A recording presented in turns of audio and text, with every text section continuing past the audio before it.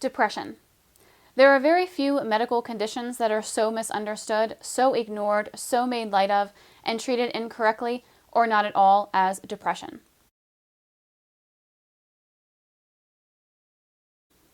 Depression is serious, deadly serious, and is the top cause of disability in American adults. And it is not all in your mind, as if someone suffering from this illness is merely imagining it or faking it to gain sympathy. But the fact is this: there is clear-cut biological evidence of depression that is observable in brain scans that show abnormal activity. The brain chemistry of depressed people appears to be out of balance. In spite of efforts to increase awareness of this condition, many people, especially men, refuse to admit they are suffering from depression. Also, the symptoms are not as obvious as commonly thought.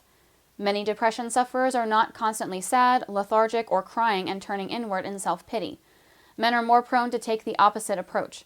They may lash out with inappropriate, indiscriminate anger, be constantly irritable with a short-fuse temper, or mask their feelings with alcohol, drugs, or other types of reckless behavior.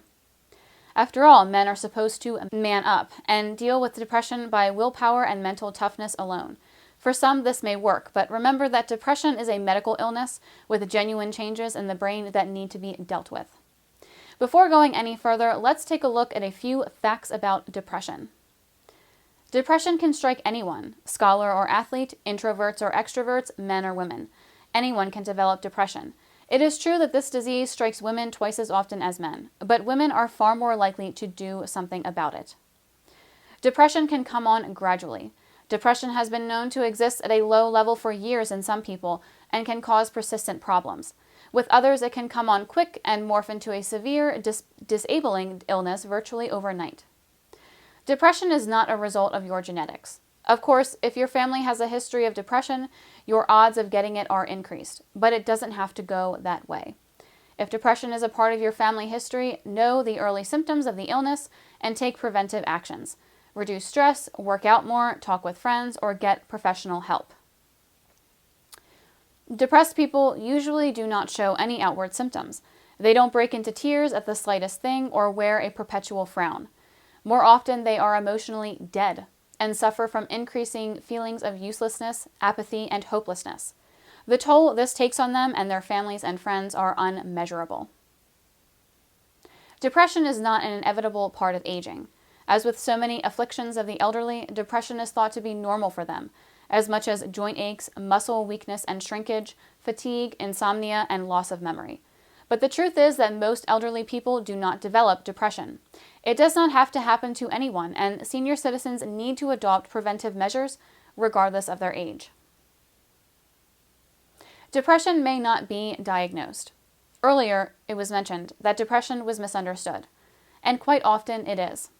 Serious, sad occurrences in life like the death of a loved one, divorce, legal problems, being fired from a job, or finding out that you have a serious illness are actual causes of sadness, for sure. But most people eventually adjust to their new reality. If the mourning and grief continue regularly for considerable periods of time, then it very well may be depression. But this illness should not be blamed when grieving over severe disappointments.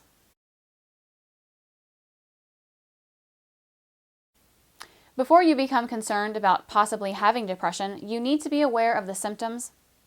According to the National Institute of Mental Health, symptoms of depression may include the following: difficulty concentrating, remembering details, and making decisions. Fatigue and decreased energy. Feelings of guilt, worthlessness, and helplessness. Sense of hopelessness and pessimism. Insomnia, early morning wakefulness, or excessive sleeping. Irritability, restlessness. Loss of interest in activities or hobbies once pleasurable, including sex. Overeating or appetite loss. Persistent aches and pains, headaches, cramps, or digestive problems that do not ease, even with treatment. Persistent sad, anxious, or empty feelings. Thoughts of suicide, suicide attempts.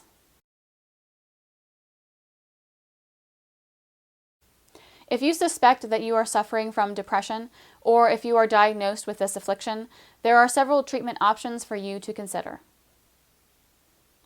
Many, if not most people, automatically assume that medication is the answer. The so-called Prozac Nation.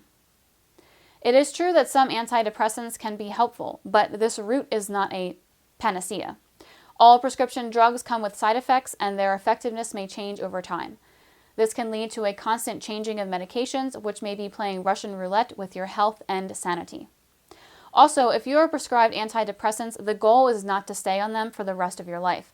The following recommendations apply to current users of antidepressants, as well as people who are looking at more natural means of combating this menacing disease. The ancient Greeks had it right. The concept of, quote, a sound mind in a sound body, end quote, is as valid today as it was 2,000 years ago. Many studies have shown that regular exercise can improve symptoms of depression and work as well as antidepressant medication for people with mild to moderate depression. Just remember to focus on all areas of fitness: strength, endurance, flexibility, and balance. It is beyond the scope of this video to go deeply into the specifics of these approaches, but the information is widely available through books, magazines, videos, YouTube, personal trainers, and other internet web pages devoted to fitness. From weight training, body weight exercises, and kettlebells to running techniques, yoga, tai chi, qigong, and balance work with stability balls, the knowledge and techniques are available, and much of it is free. Exercise causes the release of chemicals called endorphins, which unleash a positive feeling in the body. So get going.